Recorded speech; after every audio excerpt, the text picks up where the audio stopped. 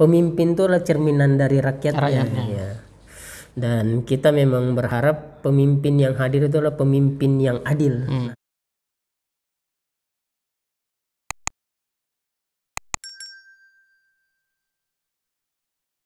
Bismillahirrahmanirrahim. Assalamualaikum warahmatullahi wabarakatuh.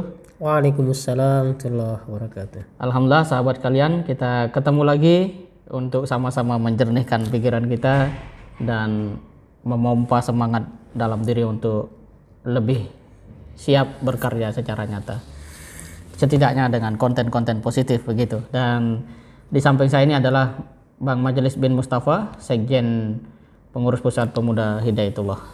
Apa kabar Bang Majelis? Alhamdulillah sehat, bersemangat. Alhamdulillah. Beliau ini berada di ujung Pulau Borneo bagian utara berbatasan dengan Malaysia, namun punya pengalaman hidup di dua negara itu sendiri. Dan pada kesempatan ini saya akan mengajak beliau untuk berbicara tentang bagaimana kehidupan bangsa Indonesia, bahkan mungkin juga dalam skala global dunia, kaitan dalam perspektif peradabannya. Nah, bagaimana Bang Majelis melihat fenomena hari ini yang tampaknya banyak pemimpin negara yang bukan sekedar sudah tidak dipercaya, bahkan tidak dianggap lagi. Ya, kalau kemarin di Perancis itu Presiden Macron ditampar oleh seorang warga begitu ya. Dan di Indonesia saya pikir sama-sama tahu lah ya bahwa ada harapan pemimpin kita lebih perhatian gitu ya, lebih konsen pada Undang-Undang Dasar 45 juga termasuk Pancasila di dalamnya. Nah, apa makna dari fenomena ini menurut Bang Majelis? Iya, yang pertama tadi kita cerita pemimpin ya sebelum ke peradaban ya. Saya selalu melihat sebuah bangsa itu sebagaimana yang populer disampaikan bahwa pemimpin itu adalah cerminan dari rakyatnya. Ya. Dan kita memang berharap pemimpin yang hadir itu adalah pemimpin yang adil. Nah, sebagaimana yang disebutkan dalam sebuah riwayat bahwa yang akan mendapatkan naungan di hari kiamat, hari akhirat nanti pada saat tidak ada naungan lagi, yang nomor satu adalah pemimpin yang adil.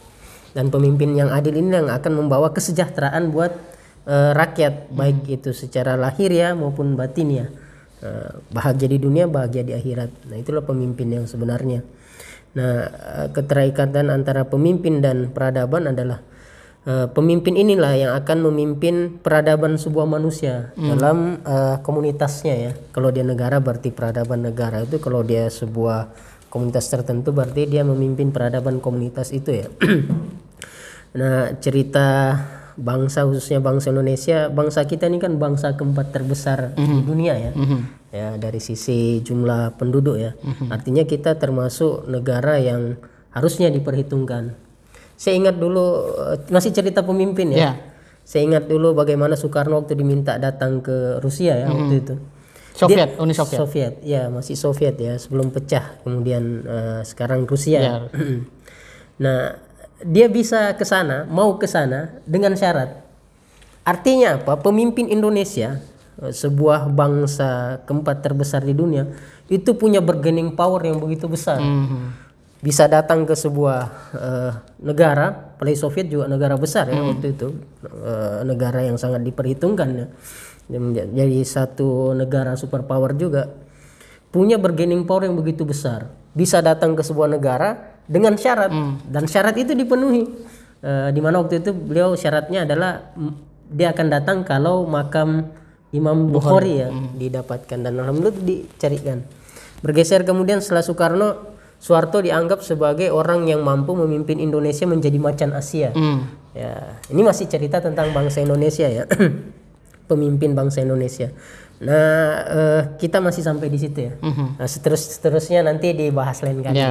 Ya, dua sosok pemimpin ini kita lihat bagaimana citra kemudian karismatiknya di mata dunia maupun di mata kawasan ya, di mana mereka punya kekuatan ya, punya pengaruh yang begitu kuat bagi kawasan bahkan dunia itu ya. Nah begitu. Nah kemudian kita inginkan bukan sekedar menjadi kebanggaan, tapi pemimpin yang kemudian bisa dilihat sebagai sebuah cerminan masyarakat, yang kemudian itu bisa membawa sebuah negara untuk dibawa ke mana-mana, itu juga menjadi sebuah kebanggaan bagi bangsanya sendiri. Dan lebih substansi lagi kalau kemudian pemimpin itu betul-betul bisa membawa kesejahteraan buat masyarakatnya dengan sifat adil itu tadi. Ya, artinya kalau kita mau bicara peradaban, pemimpin ini merupakan faktor utama. Ya, salah satu faktor utama. Dan bicara Indonesia masih 2 tadi ya berarti ya, Soekarno dan Soeharto. Baru sampai situ. Kita belum melakukan riset ilmiah. Iya, belum lagi berikutnya. Seterusnya. Dan itu kan fakta ya. Kita bukan sekedar ada sisi subjektivitasnya, tapi itu memang sudah fakta. Kayak tadi cerita Soekarno itu kan fakta sejarah ya. Tapi kalau kita mau gali dari terbatasnya sains dan teknologi, kemudian juga infrastruktur ketika itu, lahir orang-orang besar. Di dalam sejarah peradaban Islam juga sama. Ketika kita belum mengenal kertas, mengenal listrik, itu produktivitas pikiran mengalir begitu deras. Dan saat ini semua sudah tersedia. Nah, tetapi nampaknya produktivitas akal atau pemikiran itu seakan-akan tersumbat. Entah oleh apa, padahal fasilitas sudah semakin lengkap. Betul. Bagaimana ini kalau kemudian dilihat dalam fenomena peradaban? Waktu itu produktivitas pikiran maupun akal itu banyak dan kelihatan sangat berkualitas ya, karena pikiran dan akalnya jalan. Oke. Walaupun terbatas fasilitas. Dengan fasilitas yang terbatas, karena pikiran dan akal itu kan tidak tergantung pada teknologi itu sendiri. Adapun teknologi itu hanya sebagai alat untuk memudahkan kemudian akal, pikir dan kerja-kerja manusia. Tapi walaupun teknologinya canggih tapi akalnya tidak dipakai, maka produktivitas pikiran juga tidak akan berjalan kan. Jadi esensi manusia itu tetap pada dirinya sendiri ya, pada akal dan jiwanya. Akal, jiwa. Lantas bagaimana cara kita untuk menjadikan alat yang sudah cukup lengkap sebagai sarana untuk tadi menguatkan inspirasi, produktivitas kita dari sisi pemikiran, mungkin juga terobosan. Kok malah kesannya kita ini panik gitu kan? Ekonomi sulit, rakyat dipajak misalnya kayak gitu. Nah ini kan seakan-akan kurang bisa memanfaatkan ya fenomena atau infrastruktur yang sudah tersedia. Nah ini kalau dalam pandangan peradabannya menurut Bang Majri seperti apa ini? Apa yang sebenarnya terjadi dan mestinya seperti apa? Oke, kita melihat ya, coba berfilsafat sedikit ya. Jadi ada yang mengatakan bahwa kita akan mulai maju ketika kita mulai meninggalkan mitos menjadi logos ya. Ya betul. Itu demikian. Kalau saya melihatnya bahwa peradaban itu maju justru tergantung pada manusianya. Peradaban itu maju tergantung dengan kualitas manusianya. Betul. Adapun kemudian bangunan yang jadi sebagai peninggalan sejarah peradaban itu, infrastruktur itu hanyalah bagian efek dari majunya kualitas manusia di sebuah peradaban itu. Nah kalau kita mau kembali ya ke peradaban-peradaban yang termasuk peradaban Islam, itu kan dia kembali bisa tegak, bisa jaya ketika ilmu pengetahuan itu dikembangkan. Dan ilmu pengetahuan itu berkembang memang karena orangnya berkualitas, orangnya punya pikiran dan orangnya betul-betul berilmu. Nah kalau kemudian ilmu dan pikiran ini tinggalkan, maka tinggal akan kita lihat nanti apakah infrastruktur ini betul-betul bisa memajukan kualitas manusia atau justru dia semakin akan jauh dari peradaban itu sendiri. Ya begitu. Jadi apa yang direkomendasikan untuk para kaum muda pelajar di tanah air supaya fasilitas yang ada ini bukan melenakan tapi membawa kemajuan gitu? Islam itu sejak awal datang itu sudah memberikan solusi sebenarnya. Pertama kali turun aja itu sudah wahyu tentang ilmu. Iqra bismi rabbik. Iqra bismi rabbik ini kalau dipahami bahwa dia bukan hanya sekedar wahyu pertama, Iqra itu adalah perintah bahwa orang itu harus berilmu. Nah dari ilmu itulah kemudian akan lahir sebuah kesadaran bahwa untuk apa dia hadir di dunia ini, kemudian dari siapa ia datang dan diciptakan, kemudian alam ini untuk apa. Kalau dia bisa memahami itu, mengikuti dengan spirit Iqra bismi rabbik itu tadi, maka dia akan menemukan kembali jalannya. Nah, adapun teknologi yang semakin canggih itu akan semakin memudahkan dia untuk mencapai tujuan hidupnya itu tadi. Tujuan hidupnya sebagai person maupun tujuan hidup manusia secara global. Oke, ini ngomong-ngomong bahwa majalah ini apa yang kemudian menjadi titik poin atau yang menarik minat Bang Sekjen membaca ini? Ya, ini majalah Suara Hidayatullah ya. Sudah berdiri sejak tahun berapa ya? 90-an mungkin. 90-an ya. Memang majalah ini konsisten ya untuk menjadi media dakwah Islam. Dan salah satu tulisan yang menarik di edisi Juni ya 2021 adalah tulisan Dr. Adian Husaini tentang peradaban sekuler yang mulai melemah. Nah, ini kawan-kawan. Apa indikasinya? Jadi ada indikasi yang beliau sampaikan bahwa gejala kemunduran peradaban sekuler barat itu salah satunya adalah bahwa ia tidak mampu lagi menyelesaikan masalah global umat manusia. Harusnya kalau memang peradaban sekuler ini mampu menjadi solusi untuk peradaban umat manusia, maka Palestina, Rohingya dan seterusnya itu selesai. Dengan konsep yang dibawa, khususnya konsep peradaban sekuler itu. Faktanya tidak. Faktanya ternyata tidak. Bahkan disampaikan oleh beliau, menurut Perdana Menteri Malaysia Dr. Mahathir Mohamad, bahwa kok kita peradaban manusia ini kembali ke peradaban zaman batu. Apa maksudnya itu? Yang benar adalah yang kuat. Might is right. Hampir permasalahan-permasalahan di dunia itu diselesaikan dengan cara perang. Itu kan gaya zaman batu ya. Kalau di zaman kita di Indonesia disebut hukum rimba ya. Hukum rimba, hukum tangan besi. Ya, tangan besi. Siapa yang kuat dia yang menang dan seterusnya. Terus apa yang kemudian direkomendasikan di dalam artikel itu? Ya, beliau malah di awal sudah menyampaikan bahwa Muhammad Nathir itu di Majelis Konstituante tahun 57 itu menawarkan kepada negara bahwa mengatur masyarakat itu hanya ada dua pilihan, cara agama atau cara sekuler. Cara agama berarti kita beragama secara kafah dan semua manusia yang ada di dalam sebuah komunitas itu, kalau yang dimaksud ini adalah bangsa Indonesia, itu diatur oleh agama, atau menggunakan sekuler. Pilihan kedua, konsep sekuler. Konsep sekuler ini sebagaimana yang kita paham mendikotomikan ya, memisahkan antara kehidupan beragama untuk urusan personal, itu sebagai urusan personal, sedangkan urusan bernegara itu diatur oleh manusia yang ada di dalamnya gitu. Baik, mungkin ini puncaknya ini Bang Majelis. Fenomena yang belakangan terjadi ini kalau kita maknai secara peradaban ya, kita tidak bicara soal politik, kebijakan dan tarik menarik yang ada di dalamnya dari fenomena peradaban. Ketika pendidikan hendak dipajak, sembako dipajak, konon juga ada lagi baru itu disampaikan bahwa panti jompo, panti anak-anak juga akan dipajak juga. Nah, dari bangunan peradaban, perspektif peradaban, pikiran-pikiran seperti ini mengindikasikan apa?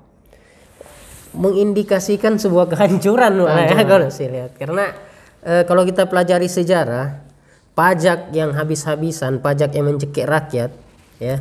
Ini kan belum apa-apa, masyarakat kan sudah teriak-teriak. Ya, betul. Pasti menolak. Sembako, pajak sembako yang awalnya sebelumnya tidak dipajakin, ini akan dipajakin. Artinya apa? Akan menambah nilai jual dari sembako itu sendiri. Kemudian lembaga pendidikan, terakhir malah lembaga sosial kayak panti asuhan pun akan dipajakin. Itu mengindikasikan bahwa ada sebuah pekerjaan khususnya di bidang ekonomi dan pendapatan negara itu yang sedang sakit, sehingga harus dipaksakan dengan menarik pajak yang sebesar-besarnya untuk menambah keuntungan, menambah pendapatan atau income sebuah negara. Walaupun sejatinya tidak akan menutupi juga ya. Ya, itu kan tergantung pengelolaan sebenarnya.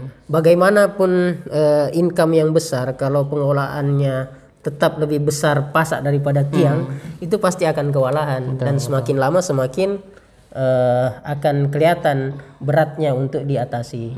Gitu. Jadi kembali pada cerita awal bahwa kembali pada manusianya.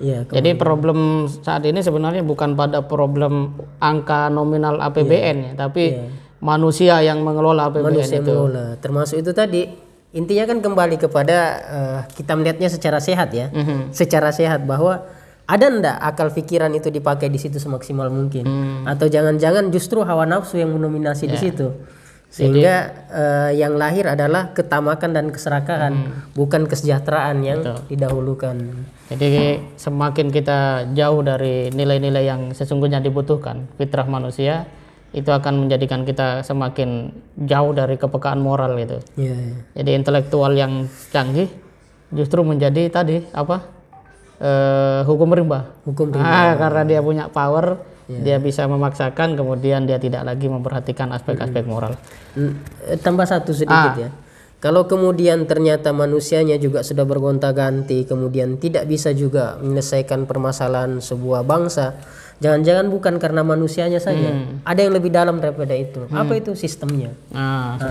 Coba mungkin ada suatu waktu kita harus diskursus tentang sistem kita berbangsa ini ya. Jangan harus ada sesuatu yang dikoreksi atau seperti Nasir tadi mau pakai sistem yang mana? Pakai sistem yang mana gitu kan.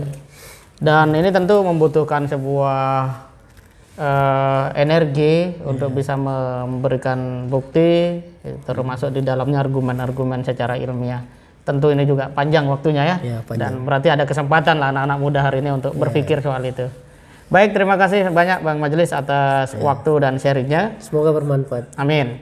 Jadi dalam konteks peradaban dan pemuda saya pikir penting untuk mengetahui itu, kita mesti melihat bahwa sesungguhnya apa yang terjadi di dalam kehidupan kita dalam konteks berbangsa dan bernegara, bahkan mungkin juga fenomena global, sebagai sebuah efek, dampak atau akibat yang disebabkan oleh pemikiran dan perilaku manusia itu sendiri.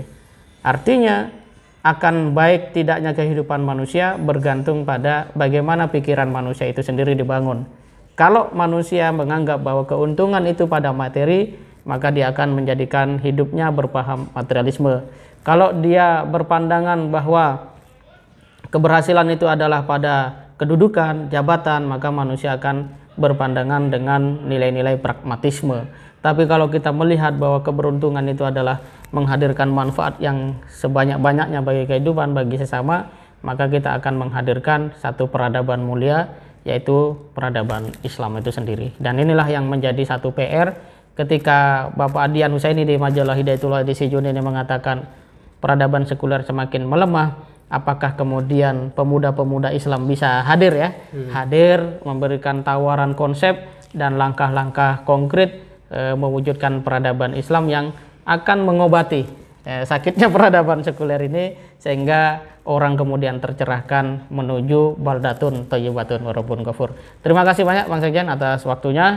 Demikian sahabat kalian yang berbahagia, bincang peradaban kita bersama Sekjen Pemuda Hidayatullah Bang Majelis Mustafa. Kita ketemu lagi pada kesempatan yang akan datang. Assalamualaikum warahmatullahi wabarakatuh. Waalaikumsalam warahmatullahi wabarakatuh. Masya Allah.